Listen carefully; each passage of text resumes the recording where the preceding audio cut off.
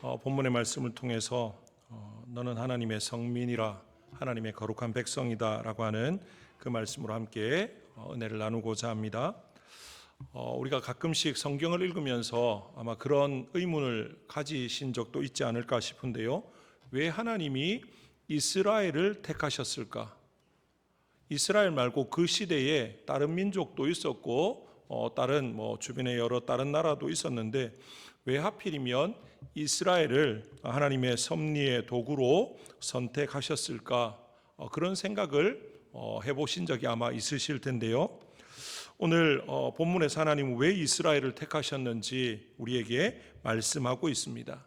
그런데 이 질문을 왜 이스라엘을 택하셨을까? 좀 방향을 바꾸어서 왜 하나님이 나를 택하셨을까? 세상에 보면 나보다 잘난 사람도 얼마든지 있고 나보다 여러 가지 내세울 게 많은 탁월한 사람들이 얼마든지 있는데 왜 나를 택하셨을까? 그런 생각들을 한번 해보신 적이 있지 않을까 싶습니다. 한번 이스라엘의 측면에서 한번 생각해 보면요, 이스라엘은 인구가 많지도 않았습니다. 오늘 말씀에도 너희는 다른 나라보다 지극히 작다라고 말하고 있지 않습니까? 그리고 이스라엘의 영토를 보아도요, 그렇게 크지 않습니다. 성경에 소개되는 이스라엘 보면 크게 어떤 탁월함이나 내세울 것이 있는 그런 것이 없다라는 것이죠. 다른 나라와 비교해 보면 얼마든지 더 탁월하고 힘이 있고 또 영향력을 끼치는 그런 나라들도 있었는데 왜 하필이면 이스라엘을 택하셔서 하나님의 구속사의 섭리의 도구로 사용하셨는가라는 것입니다. 그 이유를 오늘 7절에 밝히고 있습니다. 7절 말씀을 같이 한번 읽어보겠습니다. 7절입니다. 다 같이 읽습니다. 시작. 여호와께서 너희를 기뻐하시고 너희를 택하심은 너희가 다른 민족보다 수요가 많기 때문이 아니니라. 너희는 오히려 모든 민족 중에 가장 적으니라. 아멘. 참 이해하기 어려운 하나님의 선택의 이유다라고 말할 수 있습니다. 세상적으로 말하면 너희가 숫자가 많아서 선택했다. 너희가 땅이 넓어서 선택했다.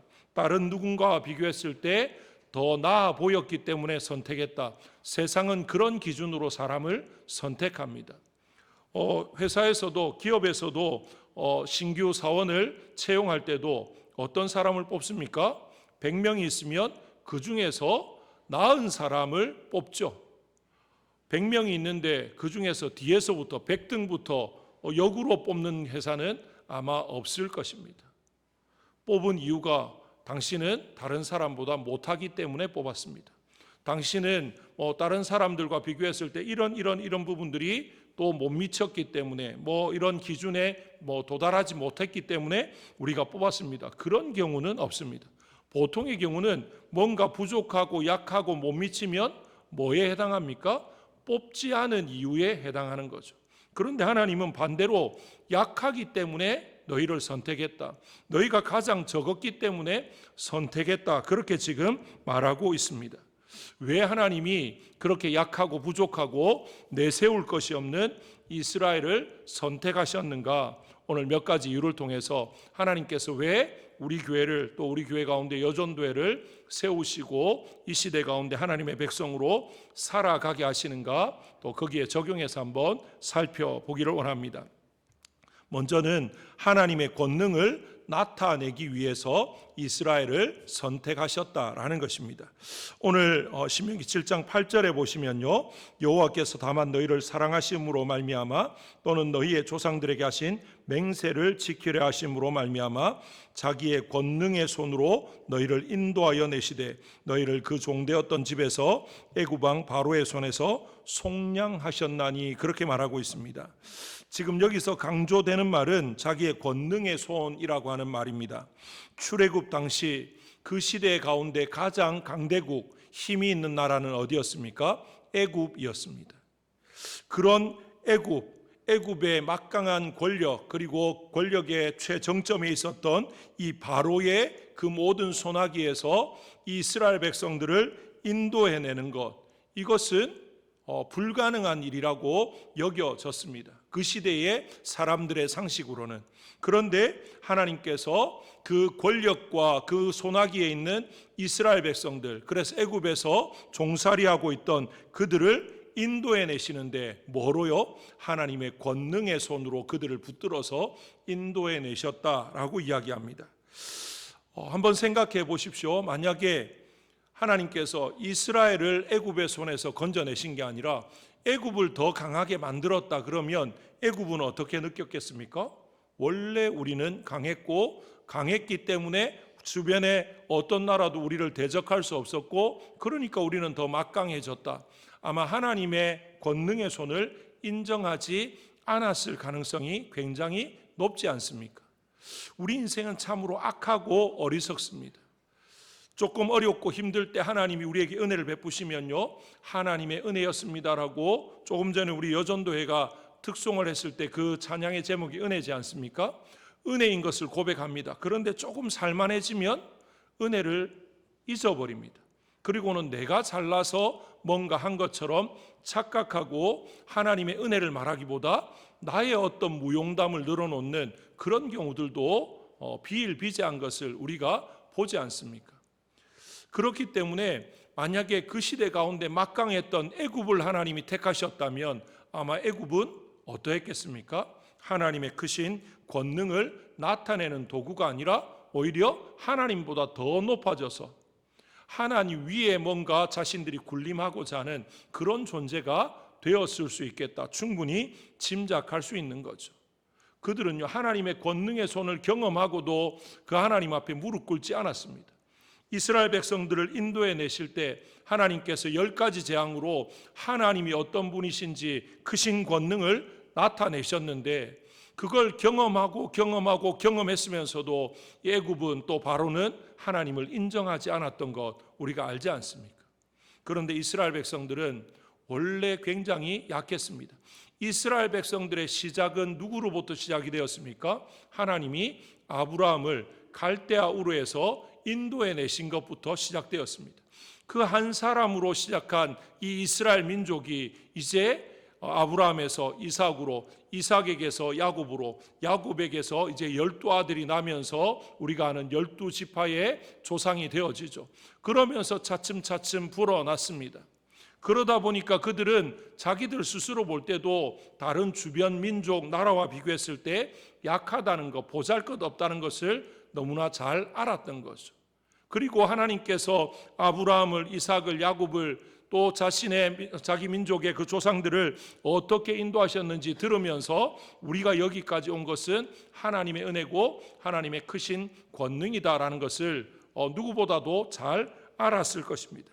그래서 하나님께서 지금 모세를 통해서 가나안 땅을 앞두고 있는 이스라엘 백성들에게 다시 한 번 더 말씀하십니다. 내가 너희를 택한 것은 너희가 다른 민족보다, 다른 나라보다 힘도 없고 약하고 영토도 적고, 아니 어떻게 보면 지금은 영토도 없는 상황이죠. 애굽에서 나와서 어디로 가고 있습니까? 가나안 땅으로 가는데 광야길을 그냥 거쳐 지나갑니다. 광야의 주인이 없지 않습니까? 그냥 지나가는 나그네로서 가고 있습니다. 영토도 없는 그들을 불러서 지금 하나님의 놀라운 역사를 이루어 가시는데, 정말로 인간적으로 너무나 약점이 많고 내세울 것이 없는 그런 그들인데 하나님이 그들을 통해서 뭘 나타내십니까? 하나님의 크고 위대하심을 나타내고 있다라는 것입니다. 하나님이 우리를 택하신 이유도 그와 다르지 않다라는 거죠.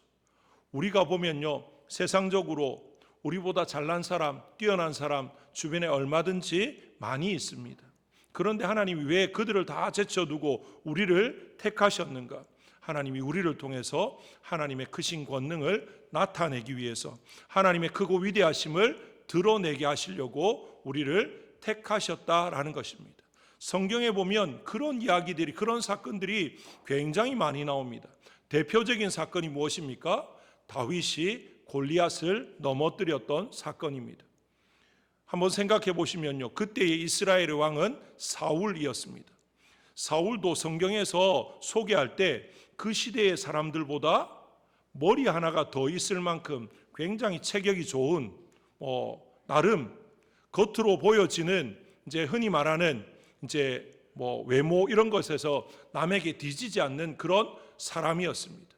그런 사울을 하나님이 들어서 골리앗과 맞서 싸우게 하신 게 아니고요, 어린 소년이었던 다윗, 아마 10대의 청소년 정도 되었을 것이라 생각할 수 있습니다. 그런데 그의 상대는 누굽니까? 당시에 백성의 명장이었던 골리앗이었습니다. 키는 거의 3m 정도 되는 굉장한 거구죠.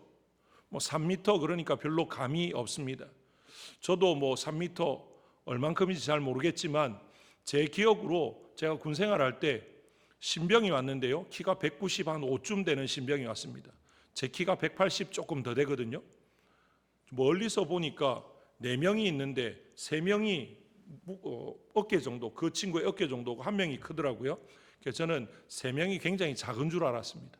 그런데 가서 보니까 1명이 굉장히 크더라고요. 제가 섰는데 이렇게 우러러 봐야 될 만큼 195인데 그 정도면 3m면 어느 정도 되겠습니까? 아마 저 뒤에 있는 서유나 이런 친구들이 저를 보는 것보다도 더 크게 보이지 않을까라는 생각이 듭니다. 예전에 TV에서 최홍만인가요? 이제 격투기도 하고 했던 그 선수가 TV에 나온 걸 한번 봤는데 손에 500ml짜리 우유를 하나 들었는데 그냥 느낌에는 200ml 우유를 든 것보다 더 작게 느껴지는 거예요. 손이 굉장히 크니까 500ml 우유가 200ml 우유보다도 작게 느껴지는, 그러니까 3m의 거구라면 엄청날 겁니다. 그런데 좀 뭔가 상대가 될 만한 3m까지는 안 돼도 적어도 한 2m 한 40, 50 정도 되는 그런 이스라엘에 좀 거구를 장수를 내보내서 좀 이렇게 상대가 될 만한 사람을 내보내서 하면 참 좋겠는데, 하나님은 언제든지 보면요 완전 극과 극의 상황을 만들어서 역전시키시는 그런 모습들을 보이고 있습니다. 지금 다윗도 골리앗 앞에 뛰어나가면서 뭐라고 이야기하냐면요, 사무엘상 17장에 보면 너는 칼과 창과 단창으로 내게 나아오거니와 나는 만군의 여호와의 이름 곧 내가 모욕하는 이스라엘 군대의 하나님의 이름으로 내게 나아간다, 그렇게 말합니다. 하나님의 의도가 여기에 있습니다. 지금 다윗은 내세울 게 아무것도 없습니다. 다윗이 내세우는 건 뭐밖에 없습니까? 여호와 하나님 이거 하나 내세우고 가는 거죠. 하나님이 다윗을 택하셔서 골리앗 앞에 서게 하시는 이유가 바로 하나님의 크신 권능을 나타내기 위함이다라는 거죠. 마찬가지로 이스라엘을 택하신 하나님, 오늘날 우리를 택하신 하나님도 동일한 이유인 것을 기억해야 될 것입니다. 그러면 우리는 삶의 현장에서 뭐든지 어떻게 해야 되겠습니까? 우리가 잘 아는 말씀, 먹든지 마시든지 무엇을 하든지 다 하나님의 영광을 위해 살아가는 것, 그게 바로 하나님이 우리를 택하신 이유를 가장 잘 드러내는 것이다, 그렇게 말을 할 수가 있는 것이죠. 하나님께서 지금 이스라엘을 들어서 그렇게 하신다라는 것입니다. 고린도전서 1장 27절에서 29절에 보시면 사도 바울이 이렇게 말합니다. 그러나 하나님께서 세상에 미련한 것들을 택하사 지혜 있는 자들을 부끄럽게 하려 하시고 세상에 약한 것들을 택하사 강한 것들을 부끄럽게 하려 하시며 하나님께서 세상에 천한 것들과 멸시받는 것들과 없는 것들을 택하사 있는 것들을 패하려 하시나니 이는 아무 육체도 하나님 앞에서 자랑하지 못하게 하려 하심이라. 아멘. 하나님이 우리를 택하신 이유는 바로 이겁니다. 하나님보다 우리가 잘났다 그렇게 말하지 못하게 하려고. 하나님이 최고입니다. 하나님이 위대하십니다. 하나님이 정말 전부입니다. 이걸 우리를 통해서 우리가 고백함으로 또 그렇게 나타내게 하시려는 그것임을 분명히 알았으면 좋겠습니다. 우리 교회도, 우리 교회 여전도에도 큰 교회 또 더 조직이 잘 갖추어져 있고 또 일꾼들이 많은 그런 여전도에 비하면 굉장히 초라하고 볼품없어 보일 수 있습니다. 그런데 중요한 건 뭐냐면요, 우리는 아무것도 아닌데요, 하나님이 우리를 들어서 세우시는 순간 어떻게 되겠습니까? 아무도 감당할 수 없게 됩니다. 하나님이 들어 세우시면요, 상황, 우리의 환경, 우리의 어떤 처지 이런 것들은 별로 중요하지 않습니다. 인간적으로 따지니까 좀 더 좋은 조건의 사람, 좀 더 좋은 환경 이런 거 다 따지고 될 수 있으면 최상의 뭔가를 조합을 갖추어서 하고자 하지만 하나님께는 그런 게 중요하지 않습니다. 하나님이 하시고자 하면 뭐 조합이 안 맞아도 뭐 조건이 안 맞아도 그건 중요하지 않습니다. 하나님이 하시면 된다라는 사실이죠. 오히려 하나님은요, 역전을 좋아하시는, 또 모든 것들을 완전히 반전시키는 것을 좋아하시는 듯한 그런 느낌을 받는데, 왜냐하면 그럴 때 뭐가 드러납니까? 하나님의 권능이 드러납니다. 하나님의 크고 위대하심이 제대로 선포되어진다라는 사실을 기억했으면 좋겠습니다. 올 한 해를 돌아보면서 여전히 부족하고 연약하고 또 여전히 삶의 문제 가운데 신음하고 있는 우리 자신들 때문에 왜 나는 이럴까? 왜 나는 이렇게 우리 가정은 여러 가지 또 그런 좀 절망적이고 부정적이고 소극적인 그런 모습들이 아직도 남아 있습니까? 오히려 그것 때문에 하나님의 능력을 경험할 수 있고, 그것 때문에 우리를 통해서 하나님이 더 크게 역사하시고 하나님의 하나님 되심을 보여낼 수 있는 도구가 될 수 있다라는 사실을 기억하시면서 오히려 하나님의 택하심에, 하나님의 부르심에 감사함으로 기뻐함으로 나아가시는 저와 여러분 되시기를 주님의 이름으로 축복합니다. 그 다음에 또 하나님이 이스라엘을 택하시는 이유는요, 하나님의 신실하심을 나타내기 위함이다라는 것입니다. 오늘 본문 9절을 같이 한번 읽어보겠습니다. 9절입니다. 다 같이 읽습니다. 시작. 그런즉 너는 알라, 오직 내 하나님 여호와는 하나님이시요 신실하신 하나님이시라. 그를 사랑하고 그의 계명을 지키는 자에게는 천대까지 그의 언약을 이행하시며 인애를 베푸시되. 아멘. 여기에서 주목해 볼 말이 뭡니까? 신실하신 하나님이다라는 말입니다. 그리고 이 신실하심은 언제나 하나님의 언약과 연관되어서 또 우리에게 소개가 되어지고 있다라는 거죠. 신실하신 하나님이라, 이 말은 하나님의 언약을, 이제 하나님께서는 언약을 반드시 지키신다라는 어떤 보증의 말로 사용되어지는 것이다라는 거죠. 이 말은 하나님께서 우리가 강하고 매력적인 존재이기 때문에 함께 하시는 것이 아니고요, 우리와의 언약을 지키고자 우리와 함께 하신다라는 것을 보여주는 거죠. 다시 말하면 하나님께서 우리를 향해서 끝까지 그 모든 것들을 변함없이 이루어 가신다, 그걸 지금 보여준다라는 것입니다.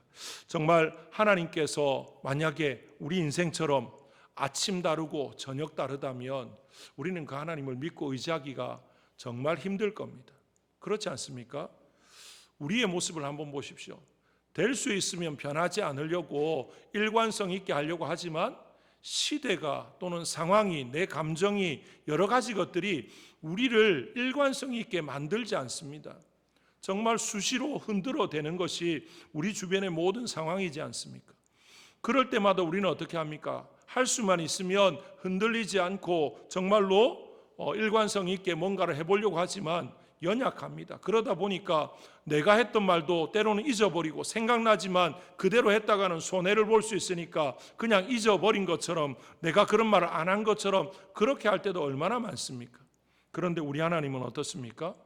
하나님이 약속하신 걸 지켜나가면요, 하나님께는 손해될 것밖에 없지 않습니까? 하나님이 이스라엘을 택하셨고 이스라엘을 붙들고 계시면, 여러분들 성경을 한번 보십시오. 이스라엘이 그만큼 하나님께 정말 이렇게 말하면 그렇지만 하나님께 정말 영광을 돌리고 하나님을 기쁘시게 하고 하나님으로 흡족하게 하는 그런 모습들이 더 많이 보여집니까? 아니요. 오히려 하나님의 마음을 아프게 합니다. 하나님을 배반합니다. 오히려 하나님을 대적하기도 하고요, 우상과 하나님을 저울질하면서 정말 하나님을 평가절하시켜버리는 그런 일들도 서슴지 않고 했던 민족이 이스라엘이었습니다. 그런 이 이스라엘 민족을, 이 백성들을 붙들고 있으면 붙들고 있을수록 어떻게 됩니까? 하나님께는 손해일 수밖에 없는데, 그런데 하나님은 끝까지 놓지 않으십니다. 왜 놓지 않습니까? 약속하셨기 때문에. 아브라함 때부터 하나님께서 아브라함과 이삭과 야곱에 계속해서 뭘 약속하셨습니까? 내가 너로 큰 민족을 이루게 하고 내가 너로 복의 근원이 되게 하고 너희 민족을 창대하게 하고 그래서 너희 민족과 내가 함께 하겠다고 하나님께서 약속하셨기 때문에, 그래서 출애굽기 19장 6절에 보면 너희가 내게 대하여 제사장 나라가 되며 거룩한 백성이 되리라. 너는 이 말을 이스라엘 자손에게 전할지니라. 그렇게 하나님께서 시내산에서 모세에게 하신 말씀인데요, 하나님이 이 말씀을 왜 하십니까? 이전의 언약을 하나님이 기억하시고 그들을 종되었던 곳에서 인도해 내셨고, 이제는 그 언약을 더 새롭게 더 풍성하게 하면서 너희로 제사장 나라가 되고 거룩한 백성 성민이 되어서 그래서 너희와 계속 함께 하겠다, 그 말씀을 지금 또 하고 있는 겁니다. 이스라엘 백성들이 하나님 앞에 애원해서 제발 우리를 좀 놓지 말아 달라고, 우리를 붙들어 달라고, 우리를 하나님께서 좀 복 달라고 애걸복걸하고 사정해서 그렇게 하신 말씀이 아니라 하나님께서 친히 그들에게 오셔서 말씀하시고 모세를 통해서 뭐라고 이야기합니까? 이 말을 너만 들을 게 아니라 이스라엘 백성 전체에게 선포하라는 겁니다. 공포하라는 겁니다. 무슨 말입니까? 지키겠다는 거죠. 하나님께서 이스라엘 백성들을 선택하신 이유는 그 이스라엘 백성들을 통해서 하나님이 얼마나 신실하신지를 보여주시고자 그들을 선택하셨다라는 것입니다. 이스라엘 백성들의 모습을 보면요, 우리 성도님들은 어떤 생각을 하실지 모르겠지만 이스라엘 백성들의 모습을 보면서 느끼기를 참 나와 너무 비슷하다라는 생각을 합니다.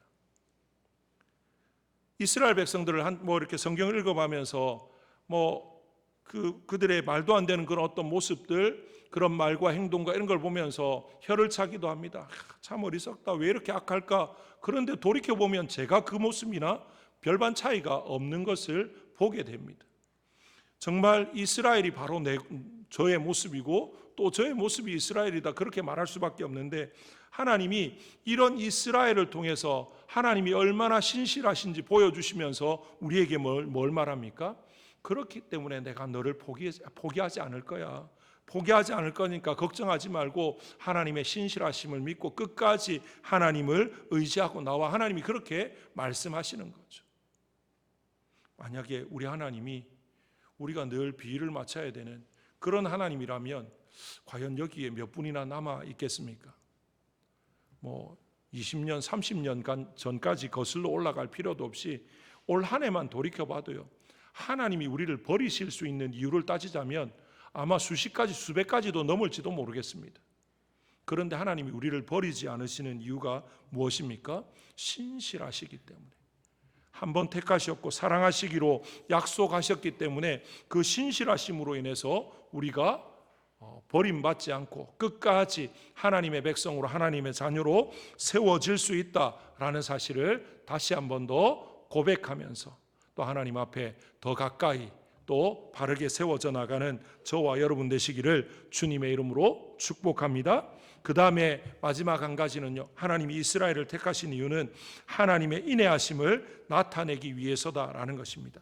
9절 말씀을 같이 한번 읽겠습니다. 9절입니다. 시작. 그런즉 너는 알라, 오직 내 하나님 여호와는 하나님이시요 신실하신 하나님이시라. 그를 사랑하고 그의 계명을 지키는 자에게는 천대까지 그의 언약을 이행하시며 인애를 베푸시되, 마지막에 보면 인애를 베푸시되라고 지금 이야기하고 있습니다. 하나님께서 이스라엘 백성들을 택하셔서 그들에게 뭘 베푸셨느냐? 인애를 베푸셨다라고 이야기합니다.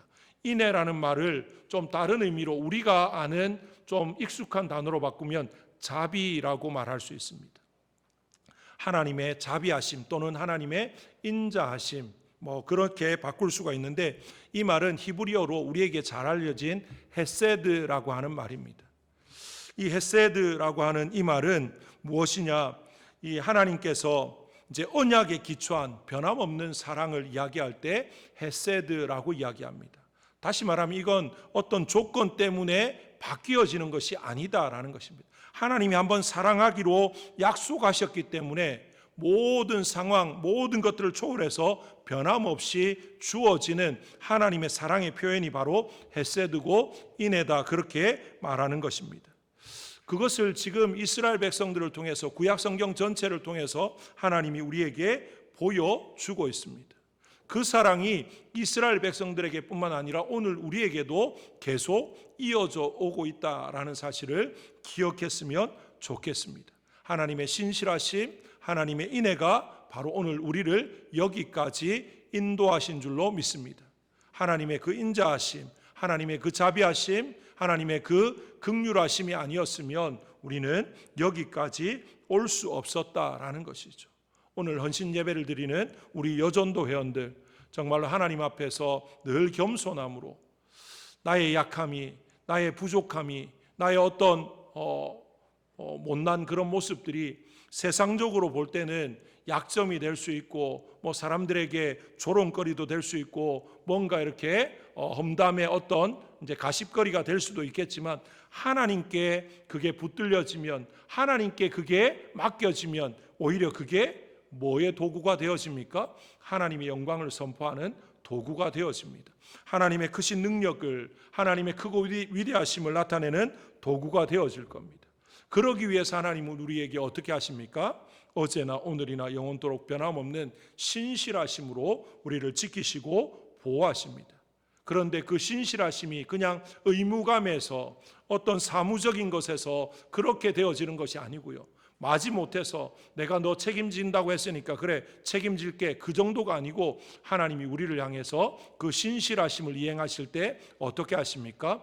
인애하심으로, 우리를 사랑하시는데 넘치는 사랑으로, 정말로 말로 다 표현할 수 없는 그 사랑과 은혜와 긍휼로 우리로 함께 하신다라는 사실을 기억하면서 그 하나님의 은혜와 사랑 가운데 그 앞에 우리 여전도 회원들이, 또 우리 모든 성도님들이 날마다 넘치는 감사로 하나님 앞에 다시 한 번 더 헌신을 다짐하고, 그래서 어떻게 하면 내가 하나님을 기쁘시게 할 수 있을까? 나를 향한 그 신실하신 하나님, 나를 향한 그 긍휼이 무궁하신 하나님, 은혜를 베푸시는 그 하나님 앞에 내가 어떻게 살아가는 것이 마땅하겠는가? 다시 한 번 더 돌아보면서 우리 자신들을 살피고 하나님이 기뻐하시는 모습으로 세워지는 우리 모든 여전도 회원들, 또 우리 모든 성도님들 되시기를 주님의 이름으로 축복합니다. 제가 한번